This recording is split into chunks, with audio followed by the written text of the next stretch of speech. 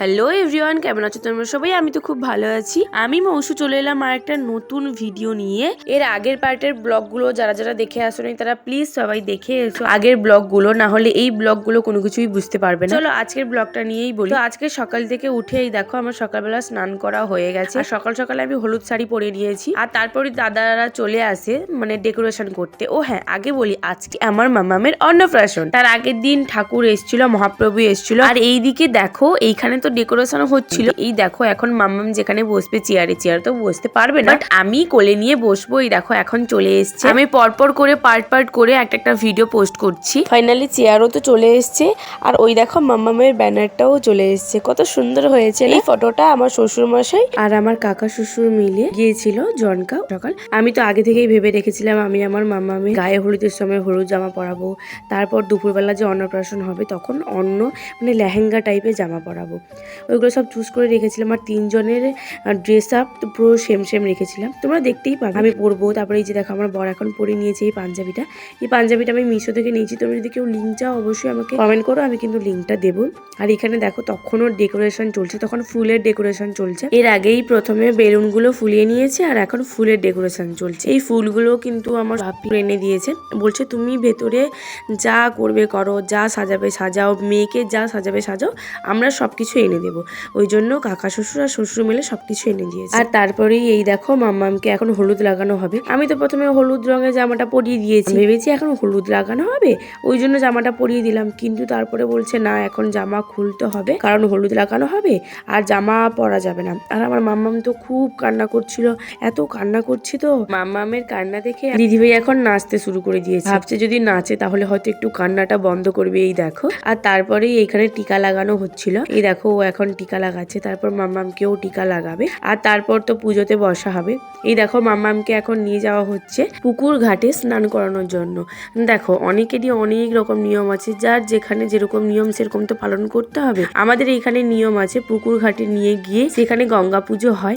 গঙ্গা পুজো হওয়ার পর তারপর স্নান করানো হয়, ছেলে হোক মেয়ে হোক ওইভাবেই হয়। নিয়ে আসে না, বসা হয় যে, জানি না ওটাকে কি বলে, ওই জন্য বলতে পারছি না। আমি তো ভেবেছিলাম ওইগুলো নিয়ে আসবো, কিন্তু যখন বললো না আমাদের তো এখানে এরকম নিয়ম আছে পুকুর ঘাটে নিয়ে যেতেই হবে, তাই জন্য ভাবলাম না ওগুলো এনে আর কি হবে, এরকম যখন নিয়ম আছে পুকুর ঘাটে তো নিয়ে যেতে হবে, ওই জন্য ওইটা আর কেনা হয়নি। এই জন্য এইখানে দেখো এখন গঙ্গা পুজো হবে। আর ওই দিনে ওয়েদারটা অতটাও খারাপ ছিল না, ভালোই ছিল মোটামুটি। আর এই দেখো এইখানে গঙ্গা পুজো করছে একজন দিদা। এইদিকে তো উপরে আমরা সবাই দাঁড়িয়েছিলাম। তারপর মামামকে নিয়ে তো দিদিভাই ওইখানে আছে, মিলি কোলে নিয়েছিল। আর ওইদিকে সবকিছু রেডি করা হচ্ছিল। ওইদিকে তো পুজোটা হবে নিচে, গঙ্গা পুজো, ওই জন্য। আর এখানে দেখো আমার মামা এখন খেলা করছে, আর ওইদিকে আমি আর আমার বর মিলে গল্প করছিলাম গিয়ে কিভাবে সাজবো। আর ওকে বলছিলাম যে পাঞ্জাবিটা পরবে ভালো করে। এইদিকে দেখো আমার মামামের গায়ে হলুদ হয়ে গেল, কিন্তু এখনো ক্যামেরাম্যান আসেনি। তাহলে ভাবো তো, গায়ে হলুদ হতে যায় এখনো ক্যামেরাম্যান আসেনি। ফটোগুলো তুলবো কখন?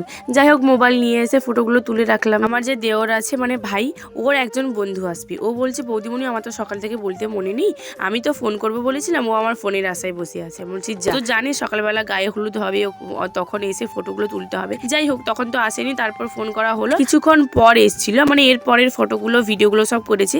আর এই যে ভিডিওগুলো এগুলো সব মোবাইলতেই করা। তোমরা খালি আমার মাম্মামকে দেখো, ওই দেখো ছাতাটা ধরে নিয়েছে, দেখেছো, অন্যমনস্ক হয়ে গেছে। রান্না করবে, জল দেখে খুশি হয়, বাট আমি যদি স্নান করি।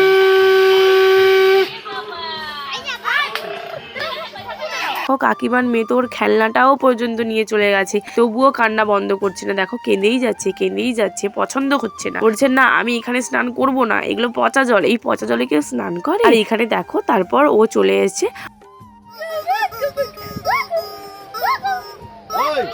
ওকে কোলে নিয়ে নিয়েছে, এখন চুপ হলো না। তার পাপার কোলে গিয়ে একদম চুপ।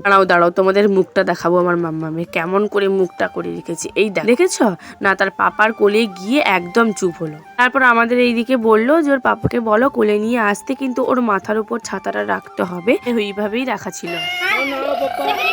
যেরকম নিয়মগুলো বললো ওই রকম নিয়মটাই আমরা সবাই মিলে পালন করেছি। এই দেখো ছাতাটা ধরে রাখা হয়েছে এখন। আর এইদিকে আমার বরের মুখটা দেখো কেন এত রেগে যাচ্ছে বলো, তার কারণ তার মেয়ে এত কান্না করছে, ওই জন্য সে এত রেগে যাচ্ছে। যাই হোক তারপর তো মাম্মাকে স্নান করানো কমপ্লিট। এইদিকে যখন এসে দেখি ওয়াও সুন্দর করে সাজিয়ে দিয়েছে দাদা। এইদিকে সবগুলোই দাদা ভাই ছিল, মানে আমার বরের সব বন্ধু ছিল এইদিকে। আর ওই যে সাজাচ্ছে প্রথম, ও হচ্ছে আমার জেঠুর ছেলে, দাদা হয়। আর এইদিকে দেখো রান্না বান্না চলছিল তখন। মাম্মামকে স্নান করানোর পর মাম্মামকে একটা নতুন জামা পরিয়ে দিয়েছি।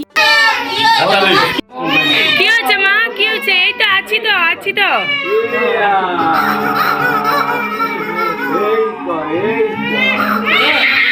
আসলে মাথাতে টিকা দিচ্ছে, ওই জন্য এত কান্না করছে। টিকাও নেবে নাই, দেখো কি কান্না করছে। এই জামাটা কিন্তু অন্নপ্রাশনে পরবে না, তখন এমনি স্নান করানোর পর এসে আমি এই জামাটা পরিয়ে দিয়েছিলাম। কিন্তু মাম্মামের অন্য লেহেঙ্গা আছে, তোমরা দেখতে পাবে, ওটা খুব কিউট। বিছানাতে দেখে নিলে তাই না? হ্যাঁ, ক্যামেরাম্যান চলে এসছে ফাইনালি। আর এই দেখো আমাদের গৌরনীতাই। এখন পুজোও শুরু হয়ে গেছে, তো এর পরের পার্ট খুব তাড়াতাড়ি আসছে। চল টাটা, দেখা হচ্ছে নেক্সট ভিডিওতে। চল টাটা, বাই বাই।